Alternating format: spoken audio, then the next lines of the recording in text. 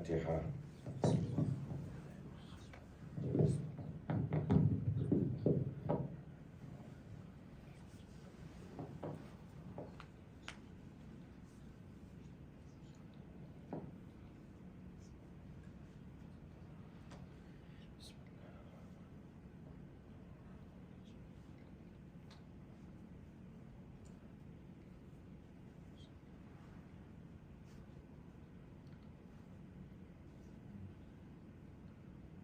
اعوذ باللہ من الشیطان الرجیم، بسم اللہ الرحمن الرحیم، الحمد للہ رب العالمین، والصلاة والسلام علی اشرف الانبیاء والمرسلین وخاتم النبیین مولانا مقتدانا وہادینا وسیدنا ابی القاسم محمد اللهم صل على محمد وآل محمد وعلى أهل بيته الطيبين الطاهرين المعصومين الغر الميامين الذين أذهب الله عنهم الرجس أهل البيت وطهرهم تطهيرا اللهم صل على محمد وآل محمد أما بعد فقد قال الله الحكيم في كتابه الكريم وهو أصدق الصادقين وقوله الحق بسم الله الرحمن الرحيم يا أيها الناس اعبدوا ربكم الذي خلقكم والذين من قبلكم لعلكم تتقون۔ صلوات پڑھیں محمد۔ اللهم صل على محمد وآل محمد۔ نہج البلاغہ کلمہ نمبر 113، جس میں امام نے 18 نصیحتیں، اور ظاہر سی بات ہے امام کے کلام سے بڑا کسی کا کلام نہیں ہو سکتا، امام کی بات سے بڑی کسی کی بات نہیں ہو سکتی، چونکہ امام کے بعد، اللہ اور رسول کے بعد امام سے بڑی کوئی ذات نہیں ہے۔ اللہ کے رسول رسول اللہ اور رسول اللہ کے خلیفہ ائمہ ہدیٰ علیہ السلام، اور ان کے پاس وہی علم ہے جو رسول اللہ کو اللہ نے دیا، اس لیے کہ یہ رسول اللہ کے وارث ہیں۔ تو جب رسول اللہ کے وارث ہیں تو ان سے بڑھ کے کلام کسی کا ہو نہیں سکتا، اور ظاہر سی بات ہے کہ ہم دنیا کی باتیں کریں، ادھر کی باتیں کریں، ادھر کی باتیں کریں، کیا بہتر نہیں ہے کہ ہم نہج البلاغہ کی باتیں کریں؟ اس سے بہتر بات کچھ بھی نہیں ہے کہ ہم زیادہ سے زیادہ روایتیں پڑھیں، حدیثیں پڑھیں، اور معصومین کی بات کو اپنے مجمع میں دہرائیں، اس لیے کہ ان سے بہتر کسی کی بات نہیں ہو سکتی۔ قرآن کے بعد قرآن تو اللہ کا کلام ہے، اس سے بڑا کلام کسی کا ہو نہیں سکتا، چونکہ اللہ سے بڑا کوئی نہیں سکتا، اور اللہ کے بعد چونکہ اللہ کے خلیفہ ہے تو ان سے بہتر کسی کا کوئی کلام نہیں ہو سکتا۔ اب چونکہ امام کی نصیحتیں ہیں، اور ظاہر سی بات ہے کہ اگر کوئی بے عقلوں کے درمیان میں اگر کوئی سب سے بڑا زہر ہے تو وہ ہے نصیحت کی باتیں کرنا۔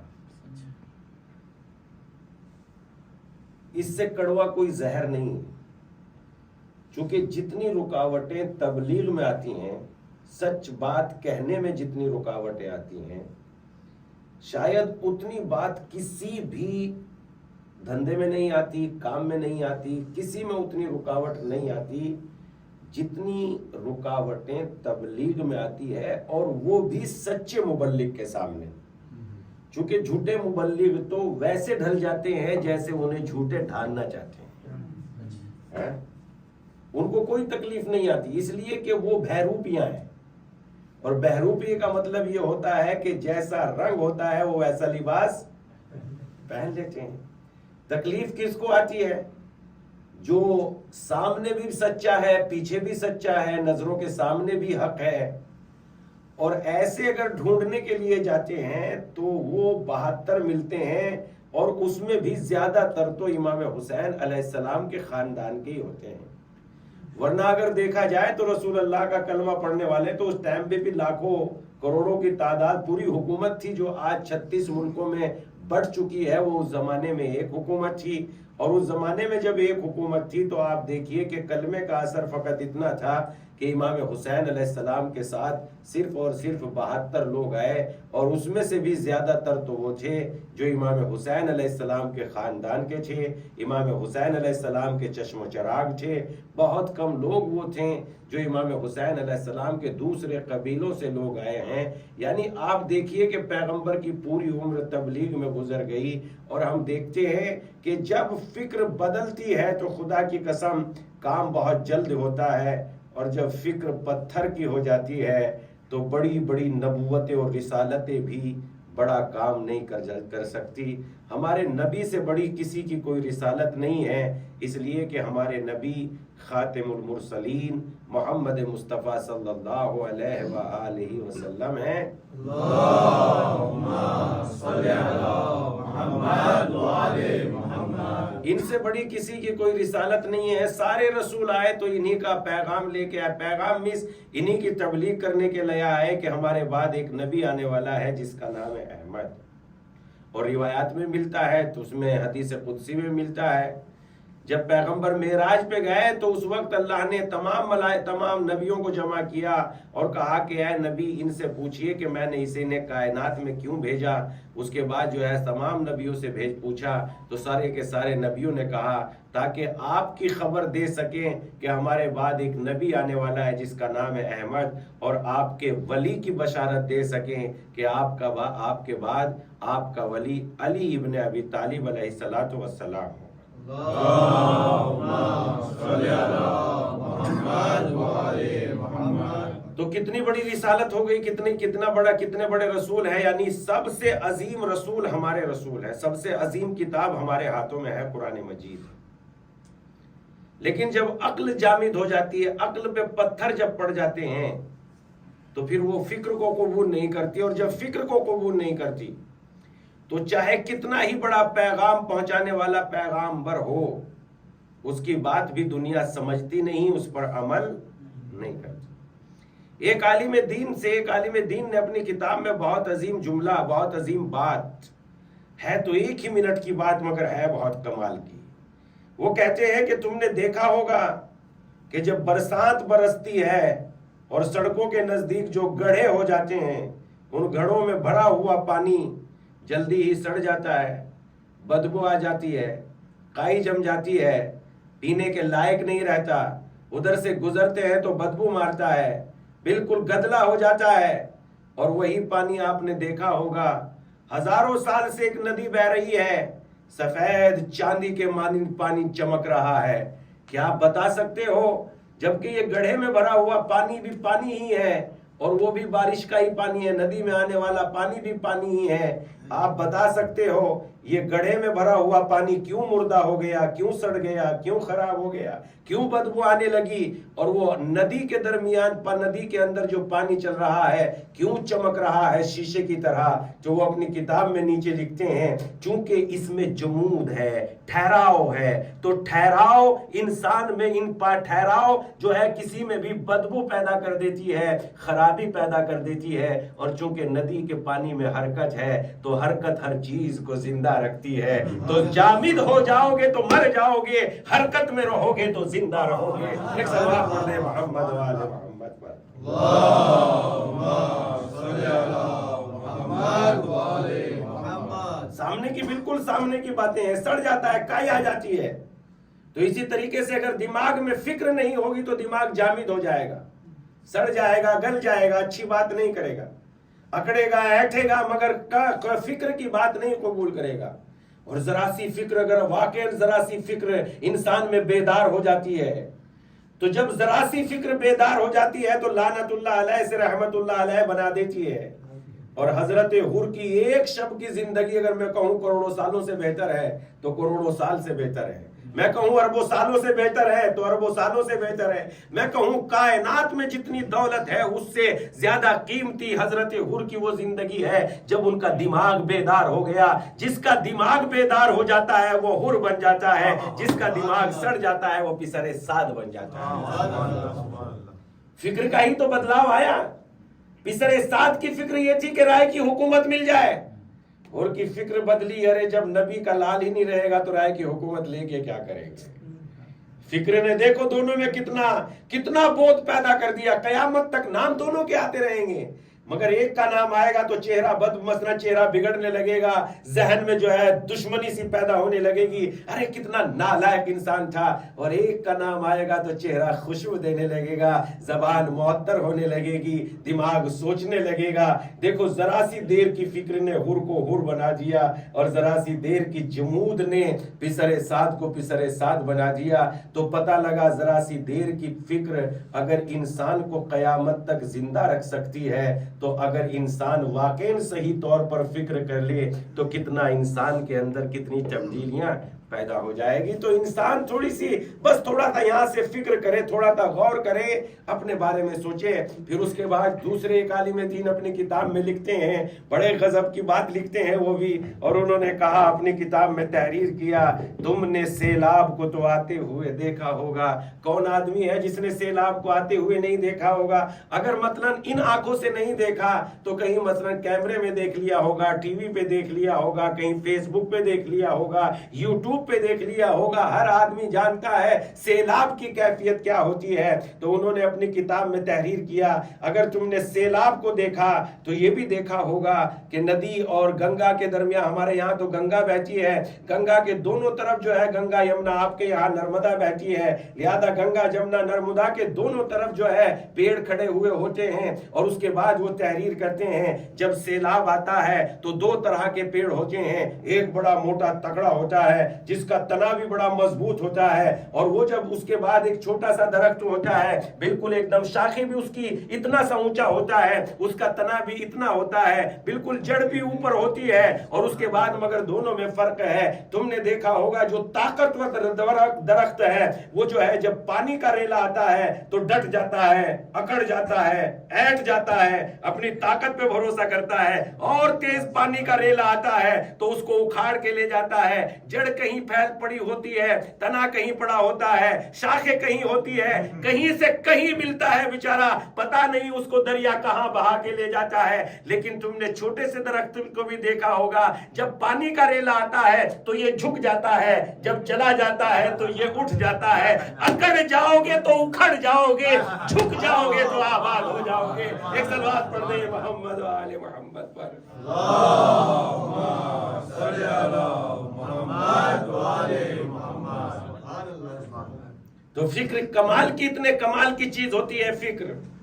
فکر کریں، دیکھیں اس کائنات کی دنیا میں دیکھیں کہ آبادیوں کا تعلق کن بات سے ہے. جھگڑوں سے آبادیوں کا تعلق نہیں ہے. خرابی جھگڑے کی بات وہ کرتے ہیں جو خرابیاں اور ویرانیاں پیدا کرتے ہیں. اعتراض کی باتیں وہ کرتے ہیں جو خرابیاں اور ویرانیاں پیدا کرتے ہیں. وہ تو اعتماد کی باتیں کرتے ہیں جو اپنے اندر آباد کرنا چاہتے ہیں، جو اپنا بھی بھلا چاہتے ہیں، دوسروں کا بھی بھلا چاہتے ہیں. وہ کبھی خراب باتیں نہیں کرتے، وہ تو سمجھداری کی باتیں کرتے ہیں. اور جب انسان میں فکر جاگ جاتی ہے، توجہ رکھیے گا، تبرک کے طور پر اس جملے کو یاد، اس نقطے کو یاد رکھیے گا. جب فکر نہیں جاگتی تو پیغمبر اسلام 53 سال مکے میں خدمت انجام دیتے ہیں. 53 سال دیتے ہیں کہ نہیں دیتے؟ 40 سال کی عمر میں اعلان کرتے ہیں، اعلان رسالت کرتے ہیں، اور 13 سال مسلسل تبلیغ کرتے ہیں مکے میں. مگر مکے والے جو ہے مثلا ان کی فکر کو قبول نہیں کرتے، چند لوگ بھی مسلمان نہیں ہوتے. مگر یہی پیغمبر ہجرت کر کے مدینہ پہنچ جاتے ہیں، اور ابھی ان کی زندگی کے کل 10 سال بچ رہے ہیں. اور 10 سال میں یہ پیغمبر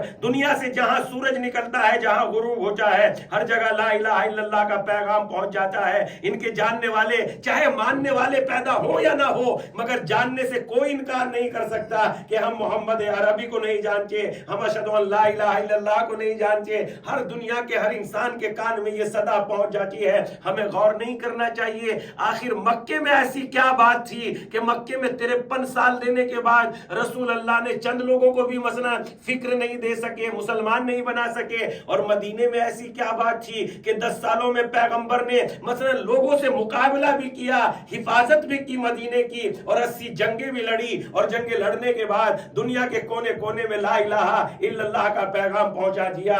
بات ایک ہی تھی, اگر سمجھ میں آئے تو بہت توجہ سے سنیں. بات ایک ہی تھی, مکے والے جامد فکر کے لوگ تھے, سوچتے نہیں تھے. وہ یہ کہتے تھے اے پیغمبر اگر آپ نے لا الہ الا اللہ کہا تو ہم آپ کو قتل کر دیں گے. اور مدینے والے کہہ رہے تھے اے پیغمبر آپ اپنا پیغام تو پہنچائیے. تو پتا چلا جب ساتھی بگڑے ہوئے ہوتے ہیں تو 53 سال خرچ ہو جاتے ہیں, کوئی مسلمان نہیں بنتا, اور جب ساتھی سوچ والے مل جاتے ہیں تو 10 سالوں میں پیغام عام ہو جاتا ہے. یہاں بھی منافق موجود تھے رسول اللہ کے ساتھ, اس لیے پیغمبر اسلام کو 10 سال لگے, مگر جب خالص ساتھی مل گئے کربلا میں, حسین نے اعلان کر دیا جو دین پہنچانے میں 10 سال لگتے ہیں اگر ساتھی خالص مل جائے تو وہ دین بچانے میں 10 دن لگتے ہیں. جب فکر مضبوط ہو جاتی ہے تو انسان کتنے کمال کا ہو جاتا ہے. ایک صلوات پڑھ دیں محمد والے اللہم صلی علی محمد وعلی محمد. تو جب فکر کمال کی ہو جاتی نہیں ہونی چاہیے. صلوات پڑھیں محمد والے محمد پر. اللہم صلی علی محمد وعلی محمد. تو جب فکر کمال کی ہو جاتی ہے تو انسان جو ہے کتنا با کمال ہو جاتا ہے. فکر ہی انسان کو انسان بناتی ہے, اور یہی بات اس میں بھی اس پورے کے پورے جملے میں اس پوری کی پوری باتوں میں فکر کی ہی تو بات کی گئی, علم کی تو بات کی گئی. آپ دیکھیے ان 18 نصیحتوں میں کیسی کیسی باتیں کی گئی. آج ہماری یہ آخری مجلس ہے اور 4 دن ابھی آپ کے درمیان میں رہنا ہے, تو ہمیں تو کوئی دقت نہیں ہے کہ امام کی باتیں آپ کی خدمت میں 4 دن بیان کریں. نہ تو کوئی الگ سے نیاز بننی ہے, نہ کوئی الگ سے جو ہے کچھ الگ سے ہونے والا نہیں ہے. ایک آدھے گھنٹے کی بات ہے, اگر آپ لوگ برداشت اور کم کر لیں گے جیسے ابھی پڑھ رہے ہیں, تو ابھی تو وہ وعدہ لیا ہوا پڑھ رہے ہیں, وہ نبھا رہے ہیں. تو جب کوئی وعدہ ہی نہیں ہے تو پھر اور تھوڑا سا کم کر لیں گے, لیکن ایک فاتحہ بھی ہو جائے گی, ایک مجلس بھی ہو جائے, کم سے کم ایک بات امیر المومنین کی آپ حضرات کو مل جائے گی. میں یہ نہیں کہہ رہا کہ آپ نہیں جانتے, لیکن کیا پریشانی اگر تھوڑی دیر حمد الہی ہو جائے گی, اللہ رسول پہ 2-4 صلوات اپنے لوگ مل جل کے پڑھ لیں گے. تو اگر اس اعتبار سے آپ حضرات کو کوئی دقت نہ ہو, میں آپ کے سروں پہ مسلط نہیں ہونا چاہتا بالکل بھی. میں تو آپ حضرات کا اتنا خیال رکھتا ہوں کہ مجلس کو طویل نہیں ہونے دیتا, اور سنڈے کے روز چونکہ تھوڑا سا تو کم سے کم 5 مجلسوں میں کچھ تو مجھے پڑھنا چاہیے تھا نا, تو اس اعتبار سے میں نے تھوڑی سی 1 گھنٹے کی مجلس پڑھ لی. آپ کی اجازت تو نہیں لی, مگر بظاہر تو نہیں لی, لیکن اندر سے سمجھ رہا تھا کہ سنڈے کے روز آپ کی اجازت ہوگی. تو اس اعتبار سے اگر آپ چاہیں تو میری طرف سے کوئی دقت نہیں ہے. اگر آپ حضرات کو زحمت نہ ہو تو ایسا پروگرام آپ کر سکتے ہیں فی سبیل اللہ انشاءاللہ تعالی. ایک صلوات پڑھ دیں محمد والے. اللہم صلی علی محمد وعلی محمد. تو ان ساری باتوں میں فکر کی ہی بات کی گئی ہے, عقل کی ہی بات کی گئی ہے.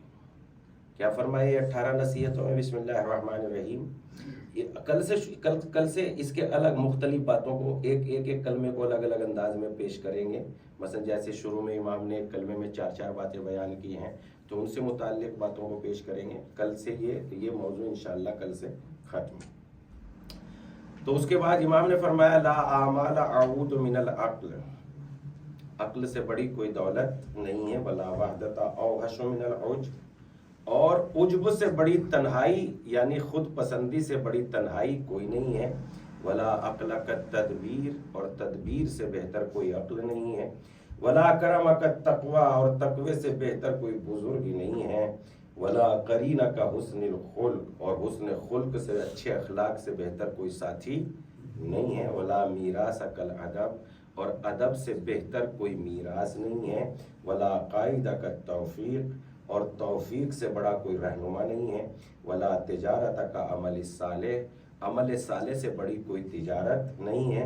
ولا ربح کا ثواب, اور ثواب سے بڑا کوئی فائدہ نہیں ہے. ولا ورع کالوقوف عند الشبہہ, شک و شبہوں کے نزدیک رک جانا اس سے بڑا کوئی تقوی نہیں ہے۔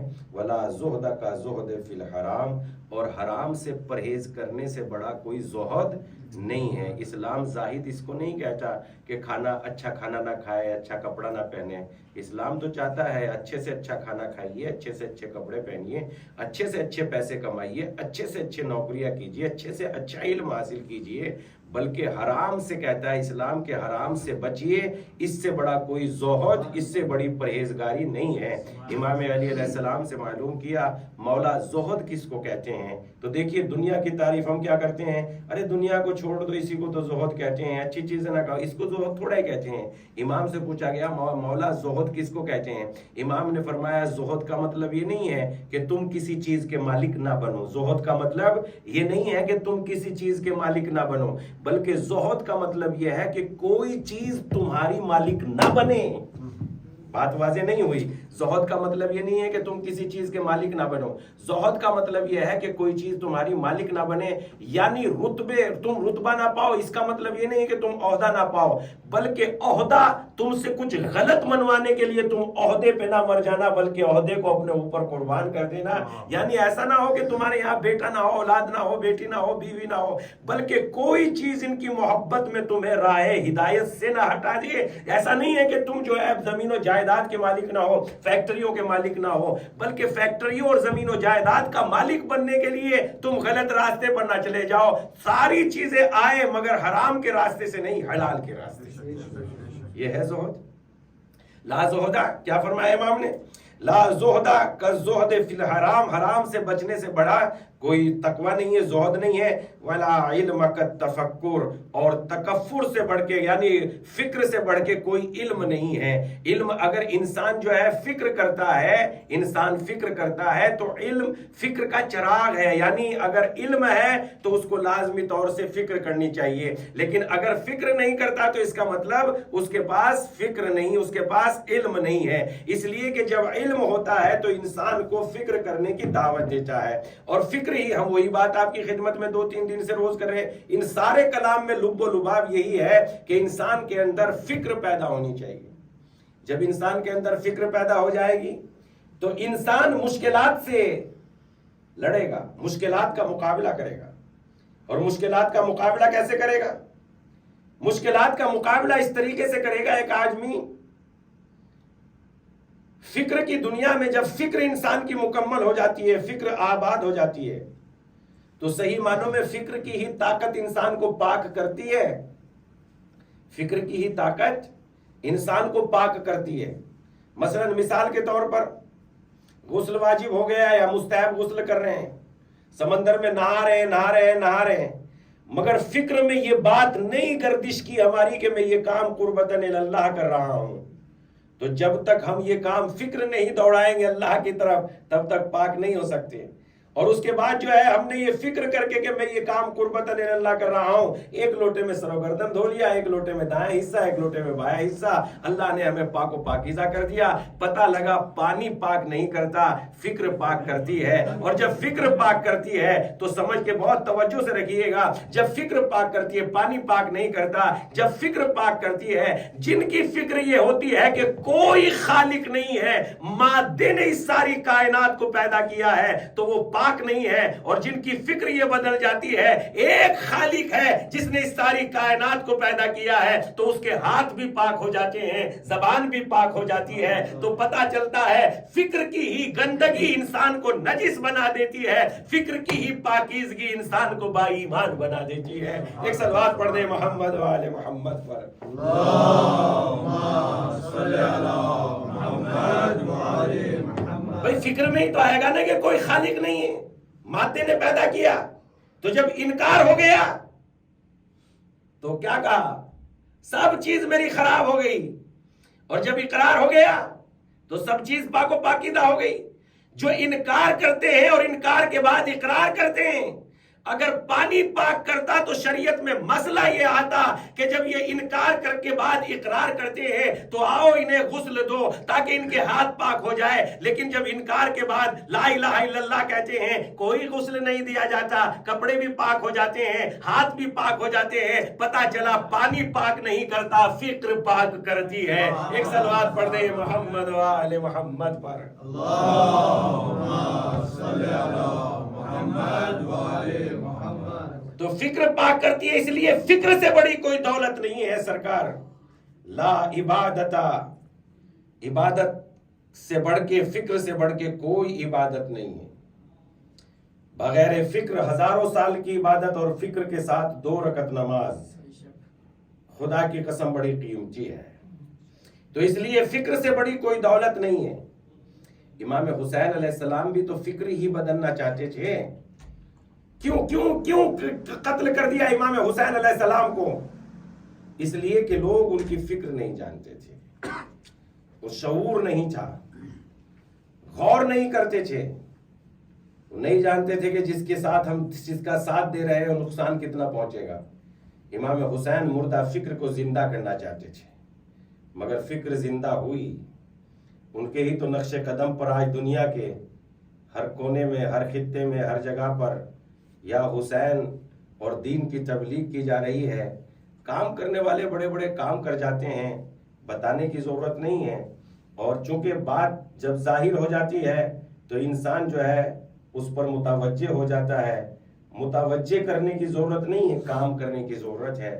تو اس اعتبار سے فکر ہی انسان کو پاک کرتی ہے، فکر ہی بلند بناتی ہے، فکر ہی شجاع بناتی ہے۔ مثلا یہ سوچ کرنا ارے میں مر گیا تو میرے بچوں کا کیا ہوگا، دیکھیں رات کو نیند نہیں آئے گی، سکون نہیں ملے گا، ڈپریشن میں چلے جائیں گے، گولیاں پہ گولیاں کھائیں گے، سگریٹ پہ سگریٹ پیئیں گے، نیند قریب نہیں آئے گی۔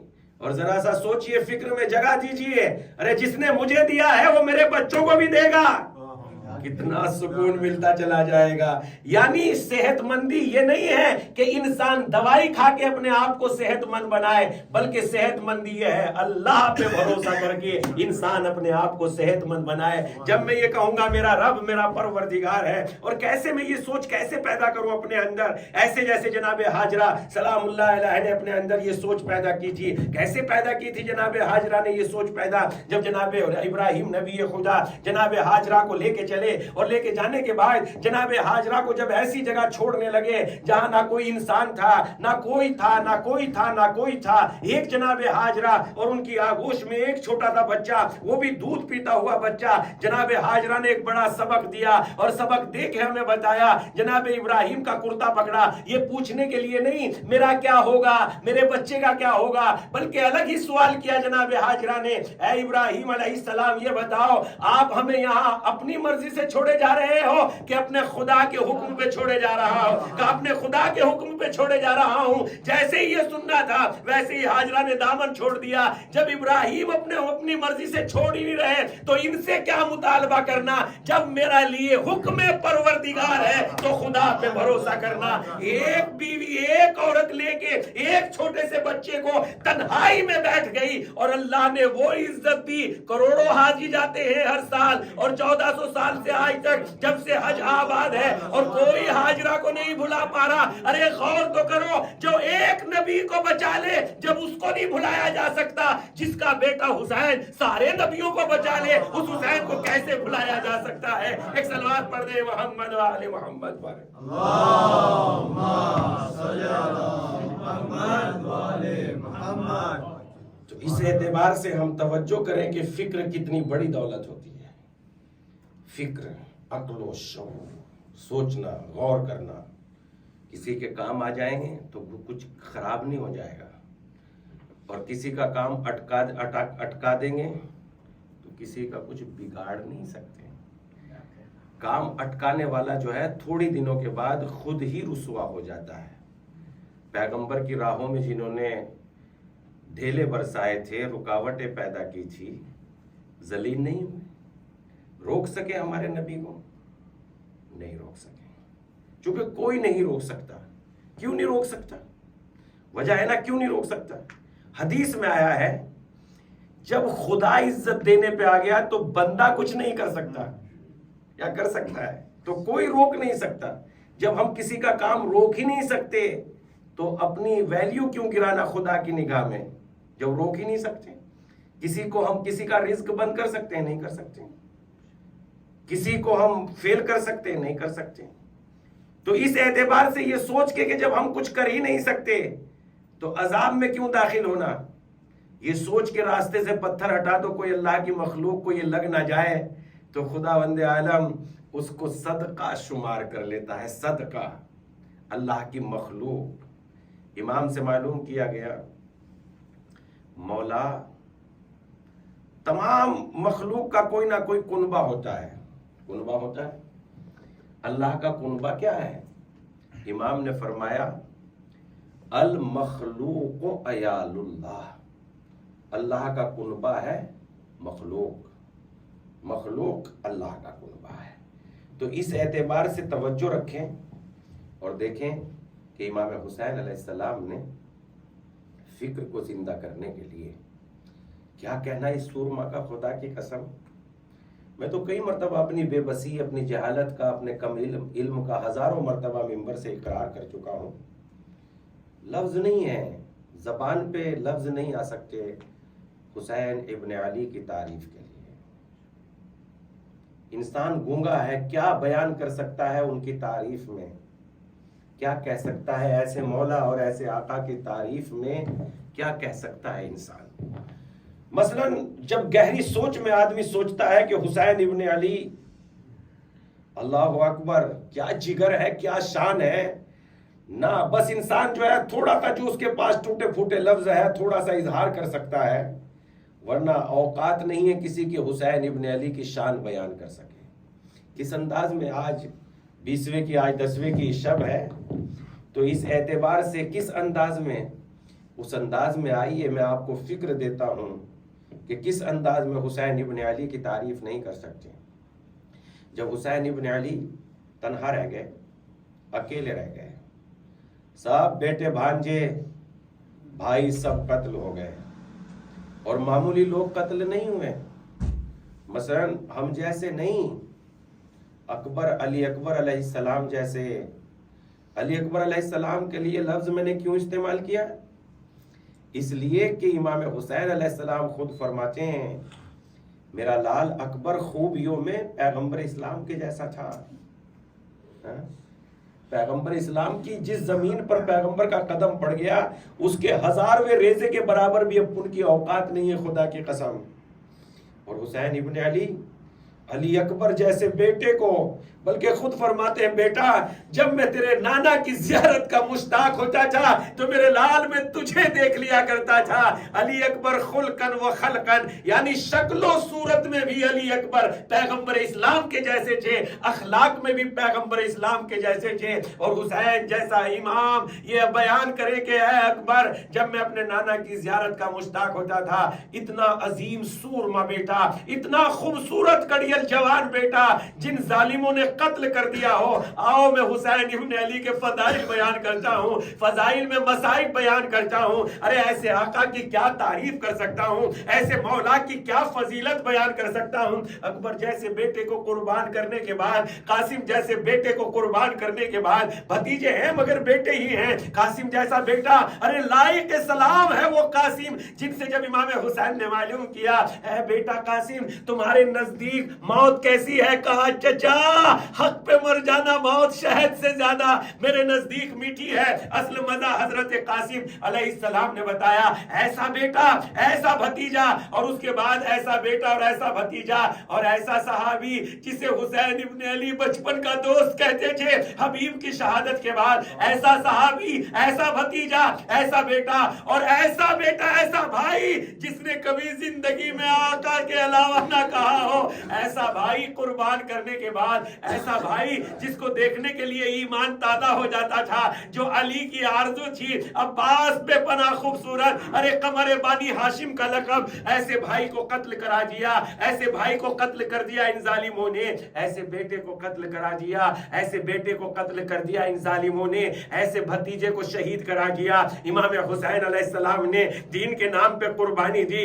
آپ ان فضیلتوں کو جاننے کے بعد اب حسین کا سینہ دیکھیے، حسین کا جگر دیکھیے، جب امام حسین اکبر کو کھو چکے، علی اکبر کو کھو چکے، عباس کو گوا چکے، عباس کی شہادت لاشا اٹھا چکے، اور اس وقت جو ہے حضرت علی اصغر کی قربانی دے چکے، حضرت قاسم علیہ السلام کی قربانی دے چکے، اس وقت امام حسین عصر عاشور کے نزدیک ارے آتے ہیں ان لعینوں کے سامنے، اور لعینوں کے سامنے امام حسین پہلے اونٹ پہ سوار ہو کے آتے ہیں، اور اونٹ پہ سوار ہو کے اللہ اکبر، حسین کتنے بڑے انسان ہیں، اور ایک مرتبہ اونٹ پر سوار ہو کے آ کے کہتے ہیں اے ظالموں، تم نے میرے اکبر کو مار ڈالا، علی اکبر کو قتل کر دیا، قاسم کو قتل کر دیا، آؤ اب بھی دین کی طرف آ جاؤ، حسین تمہیں حر کی طرح معاف کر دیں گے۔ ارے کتنا بڑا کلیجہ ہے حسین ابن علی کا، انسانیت کا کیسا درس دے رہے ہیں،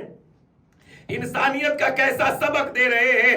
آؤ اب بھی دین کی طرف آ جاؤ، اس گندگی کو چھوڑ دو، اس نجاست کو چھوڑ دو، اس حسد کو چھوڑ دو، ان فضائل کو آؤ اپنے امام کی بیعت کر لو۔ لیکن ان ظالموں نے ڈھیلے پھینکے، پتھر پھینکے، اور اب امام حسین جب دیکھ لیا کہ اب یہ ایمان لانے والے، فکر قبول کرنے والے نہیں ہیں، اب امام حسین گھوڑے پہ سوار ہوئے اور ایک مرتبہ جنگ کرنے کے لیے جنگ کرتے ہیں، اور جب جنگ کرتے ہیں تاریخ نے لکھا حسین اتنے شجاع، اتنے بہادر تھے کہ جب حسین کی تلوار چلتی ہے ظالموں کے سر آپس میں ٹکراتے ہیں، الامین الحفیظ کی صدائیں آتی ہے، میں کہوں گا مولا اے آقا یا علی، میں یہ نہیں کہہ رہا ہوں کہ آپ سے بہتر حسین نے جنگ کی ہے، میں بالکل اس بات کا قائل نہیں ہوں، مگر مولا میں اس لیے کہہ رہا ہوں کہ جب آپ جنگ کرتے تھے تو داد شجاعت پیغمبر دیتے تھے، سبحان اللہ یا علی، سبحان اللہ یا علی، آپ نے اس عالم میں جنگ نہیں کی کہ ایک طرف علی اکبر کا لاشا ہو اور دوسری طرف جناب قاسم کا لاشا ہو، مگر واہ حسین سبحان اللہ،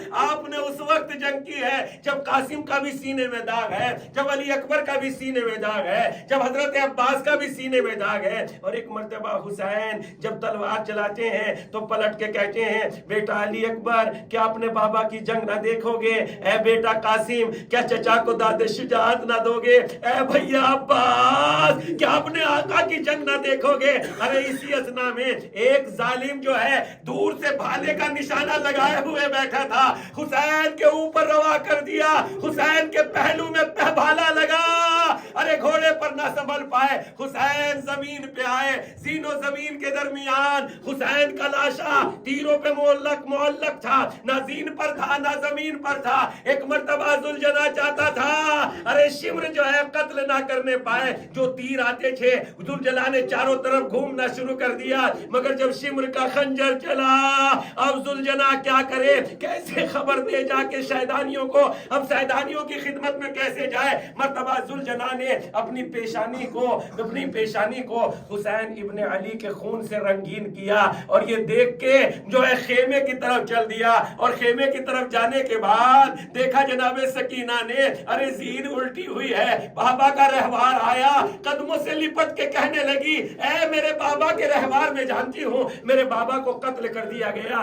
مگر یہ پوچھنا چاہتی ہوں جب ظالم میرے بابا کو قتل کر رہا تھا کیا میرے بابا کو پانی پلایا گیا کہ نہیں پلایا گیا؟ ہائے اسلام میں تو یہ بات ہے اگر کوئی جو ہے پیاسا ہو اسے پانی پلا دیا جائے، مگر میرا بابا پیاسا قتل کر دیا گیا، میرے بابا کو بھوک میں قتل کر دیا گیا۔ الا لعنت اللہ علی قوم الظالمین